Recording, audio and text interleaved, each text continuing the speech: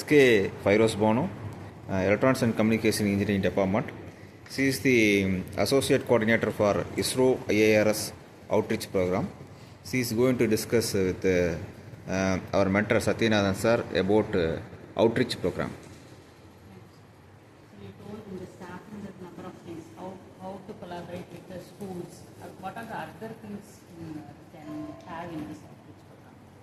Schools நீங்கள் எப்படி பண்ணீங்கன்னா இது போக அதர் திங்ஸ் என்ன கேட்டிங்கன்னா என்ஜிஓஸை நீங்கள் இன்க்ளூட் பண்ணலாம். நீங்கள் நியர்பை பார்த்தீங்கன்னா நிறைய, அதாவது எந்த ஒரு ஊர்லேயுமே பார்த்தீங்கன்னா நிறைய என்ஜிஓஸ் இருக்கலாம். என்ஜிஓஸை நீங்கள் உங்களோட இன்ஸ்டிடியூஷனுக்கு ஃபர்ஸ்ட் நீங்கள் இன்வைட் பண்ணுங்கள். இந்த மாதிரி ஒரு அவுட்ரீச் ப்ரோக்ராம் இருக்குது அப்படின்னு சொல்லி அவங்களுக்கு ஒரு இனிஷியேட்டிவ் சேர்த்து சொல்லுங்கள். அவங்களே எல்லா ஸ்கூல்ஸுக்கும் போய் என்ன பண்ணுவாங்கன்னா அவங்க ஒரு வாலண்டியரிங் பண்ணுறவங்க இருக்காங்க. ஏன்னா என்ஜிஓஸோட வேலையே தான் வாலண்டியரிங் பண்ணுறாங்க அண்ட் ஸ்கூல்ஸை ரீச் பண்ணுறாங்க. அவங்களுக்கு இந்த இனிஷியேட்டிவ் கொண்டு போனீங்க அப்படின்னா நீங்கள் இன்னும் டெவலப் பண்ணலாம். ஓகேங்களா?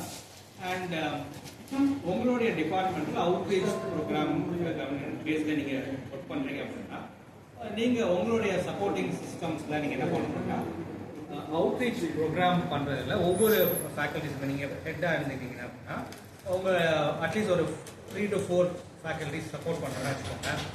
ஆர் நீங்கள் ஒரு நியர்பை 5 இன்ஸ்டிடியூஷன்ஸ் ஸ்கூல்ஸ் நீங்கள் என்ன பண்ணலான்னா அப்ரோச் பண்ணுறதுக்கு ஒவ்வொருத்தருக்கும் ஒவ்வொரு ஸ்கூல் அப்படின்னு சொல்லி நீங்கள் என்ன பண்ணுங்க, அவங்களுக்கு ப்ரிப்பேர் பண்ணி ஒர்க்கை அசைன் பண்ணுங்க. அப்போ என்ன பண்ணுவாங்க, அவங்க அந்த அசைன்டு ஃபேக்கல்ட்டி அந்த பர்டிகுலர் ஸ்கூலில் மட்டும் ஃபோக்கஸ் பண்ணி அவங்க டேட்டாஸ் கலெக்ட் பண்ணிப்பாங்க. அப்போ என்ன பண்ணிக்கலாம், with that data and NGOs collect பண்ண டேட்டா நீங்கள் என்ன அசைன் பண்ண ஃபேக்கல்ட்டி மூலமா நீங்கள் தெரிஞ்சுக்கிட்டு நீங்கள் அவுட்ரீச் ப்ரோக்ராம் அந்த அசைன்டு ஸ்கூலுக்கு நீங்கள் பண்ண முடியும்.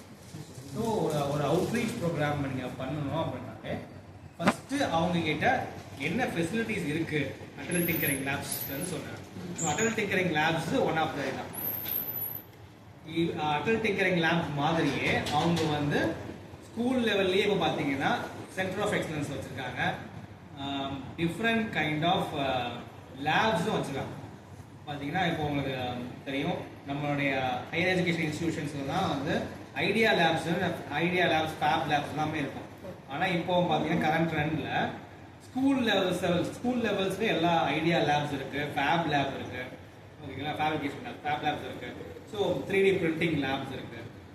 ஏன்னா இப்போ எல்லாமே டெக்னாலஜிக்கல் லெவலில் அட்வான்ஸ் ஆகிட்டே போகிறாங்க.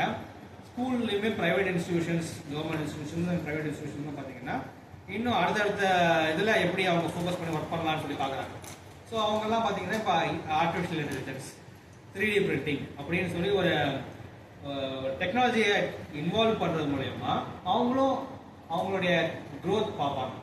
ஸோ அப்போ நீங்களும் என்ன பண்ணலாம், ஹையர் எஜுகேஷன் இன்ஸ்டிடியூஷனும் ஸ்கூலில் போயிட்டு இந்த மாதிரி 3D பிரிண்டிங் எக்ஸ்போர்ட்